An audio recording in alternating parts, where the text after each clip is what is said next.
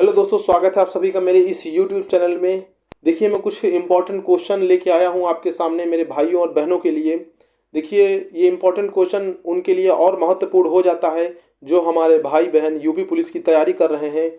तो देखिए, बिना समय गवाए हम शुरू करते हैं। हमारा पहला क्वेश्चन है, which one of the following option is cultivated as zaid crop. निम्नलिखित में से किसकी खेती भारत में जायद फसल के रूप में की जाती है। आपके ऑप्शंस हैं कपास, तरबूज, गेहूं या सोयाबीन। आपको सही उत्तर बिल्कुल लगाना है। ये देखिए, ये इंपॉर्टेंट क्वेश्चन में से एक इंपॉर्टेंट क्वेश्चन आपको लगा लीजिए कि ये इंपॉर्टेंट क्वेश्चन में से एक है।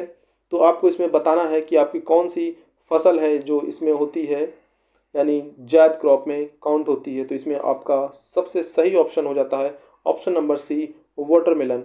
चलते हैं दूसरे क्वेश्चन की तरफ। क्वेश्चन नंबर 2 क्या कहता है, उत्तर प्रदेश सरकार।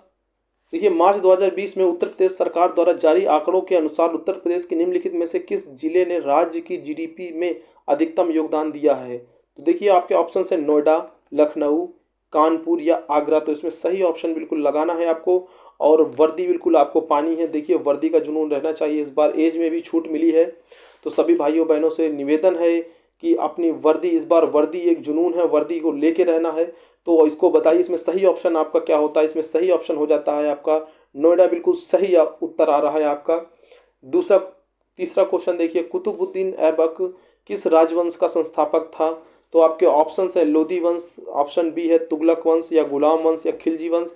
इसमें आपको बिल्कुल सही ऑप्शन लगाना है। तो आपका बिल्कुल सही ऑप्शन हो जाता है गुलाम वंश। बिल्कुल एकदम सही ऑप्शन हो जाता है कुतुबुद्दीन ऐबक। बढ़ते हैं अगले क्वेश्चन की तरफ। देखिए, अगला क्वेश्चन है, इथोपिया की मुद्रा क्या है। तो आपके ऑप्शन है डॉलर, टका, शिलिंग या बिर। तो आपको बिल्कुल सही ऑप्शन इसमें से लगाना है चौथा का ऑप्शन नंबर डी। बिल्कुल सही ऑप्शन हो जाता है बिर। समय ना बर्बाद करते हुए मैं लगातार आपको पढ़ा रहा हूँ आपको। देखिए, क्वेश्चन नंबर 5 है। क्वेश्चन नंबर 5 है, निम्नलिखित में से कौन सी भाषा भारतीय संविधान की 8वीं अनुसूची में उल्लेखित आधिकारिक भाषाओं में से नहीं है। देखिए, हमारे कॉन्स्टिट्यूशन में 22 भाषाओं का उल्लेख है जो कि 8th शेड्यूल में है। तो इसमें देखिए कौन सी भाषाओं का उल्लेख नहीं है, फारसी, कश्मीरी, संस्कृत या संथाली। तो आपको सही ऑप्शन लगाना है। तो सही ऑप्शन बिल्कुल सही आपने ऑप्शन दे रहे हैं, बिल्कुल फारसी। बिल्कुल सही ऑप्शन आपका है फारसी। जो भाषा है वो हमारे 8th शेड्यूल में नहीं है। देखिए, 22 भाषाओं का उल्लेख किया गया है। दूसरा क्वेश्चन 6 क्वेश्चन में आइए, निम्नलिखित में कौन सा राजस्व विभाग का उच्चतर पदाधिकारी है। तो देखिए, राजस्व सचिव या राजस्व परिषद या चकबंदी आयुक्त या राहत आयुक्त। इसमें से आपको सही ऑप्शन लगाना है। Which of the following is the highest authority in the revenue department. Revenue department सबसे हाईएस्ट अथॉरिटी कौन होता है। तो इसमें सही ऑप्शन हो जाता है राजस्व सचिव। बिल्कुल सही उत्तर दे रहे हैं आप लोग। ऐसे ही पढ़ाई करते रहिए, आप एक ना एक दिन वर्दी का सपना जो आपका है पूरा हो जाएगा। निम्नलिखित में बढ़ते हैं क्वेश्चन नंबर 7 की तरफ। हमारा क्वेश्चन नंबर 7 है, निम्नलिखित विकल्पों में से किस से भारत और चीन के बीच प्रभावी सीमा कहा जाता है। तो देखिए, आपके ऑप्शन है मैकमोहन लाइन, डूरंड रेखा या रेडक्लिफ रेखा या पाक जलमंडल स्थल। तो बताइए, इसमें से कौन सी आपकी रेखा जो है वो इंडिया, भारत और चाइना के बीच में डिवाइड करती है। तो आपका बिल्कुल सही ऑप्शन हो जाता है मैकमोहन रेखा, जो भारत और चाइना के बीच में बॉर्डर बनाता है। क्वेश्चन नंबर 8वां आपका है, the capital of Argentina. Argentina की राजधानी इनमें से कौन सी है। तो आपके ऑप्शंस हो जाता है ब्रूनोस या बहरीन या ब्रुसेल्स या बोत्सवाना। तो आपका करेक्ट ऑप्शन इसमें से लगाना है। तो आपका करेक्ट ऑप्शन होता है ब्यूनस आयर्स। आपका बिल्कुल अर्जेंटीना की जो राजधानी है, सही राजधानी हो जाती है।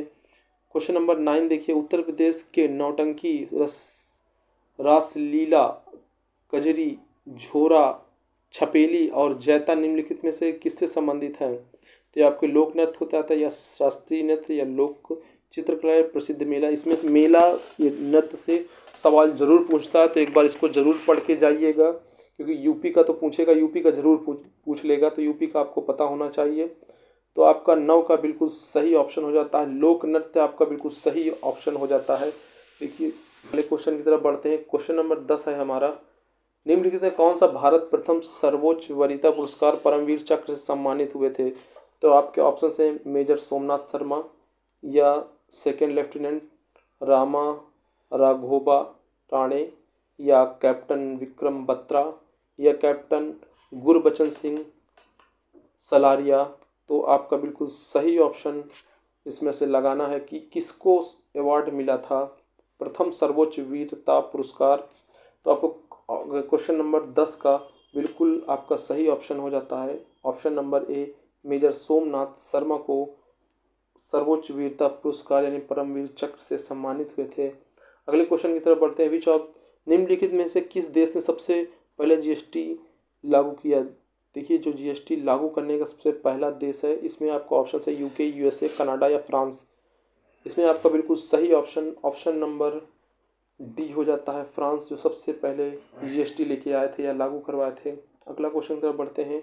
भारत में निम्नलिखित में से किसे देश के साथ भूमि का एक समझौता किया जो जून 2015 में अनुसमर्थन पुष्टि या इंस्ट्रूमेंट ऑफ रेटिफिकेशन के आदान प्रदान के बाद लागू हुआ। तो देखिए इसमें ऑप्शंस हैं नेपाल, बांग्लादेश, भूटान या चाइना।